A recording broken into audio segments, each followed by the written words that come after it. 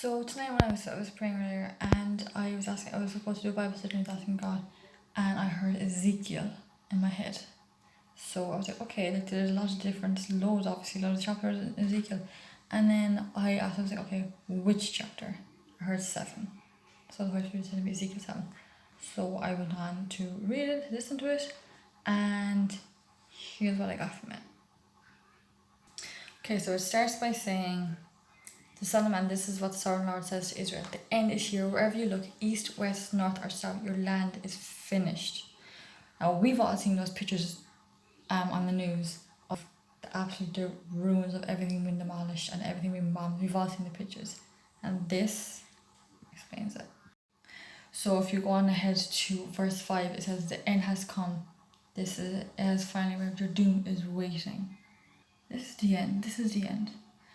Verse 15 says, there is war outside the city and disease and famine within. Those outside the city walls will be killed by the enemy swords, and those in the cities will die of famine and diseases. And there is shortages of food, medical supplies, and basic needs inside the city. Like we heard about the grain and everything being locked, and Vladimir Putin has put a stop on everything. As you can see here, he's also prevented the grain. Thousands of grain are locked up, Biden said. And this is all from Vladimir Putin. As it says here, shortages of food, water, medicine, and other basic necessities. So you can see here, and if we skip ahead to verse 23, it says, prepare a change for my people, for the land is blooded by terrible crimes. Jerusalem is filled with violence. Terror and trembling will overcome my people, and they will look for peace but not find it.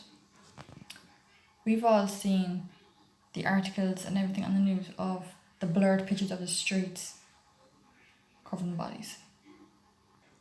As is here, pictures of bodies shared widely on social media inflamed the Vladimir public opinion. This is the one I spent ages looking for. It says, we are witnessing the worst humanitarian crisis in Europe since World War II. It literally says the end has come. It's finally arrived.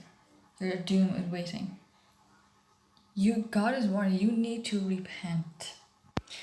You might think, oh well, I thought God was loving, God's supposed to be loving God. Why is he doing all this? Why is all this happening? Because of this sin. Because if you go on to the next chapter 8 and 10 and 11, that's about the idolatry. You need to repent of it. It's because of this sin that this is happening. This has all been prophesied to happen. In further chapters it goes ahead to talk about the bad things that happen to a lot of people, but God doesn't allow anything bad to happen to people who are marked with his seal on their forehead, which is good, born again Christians.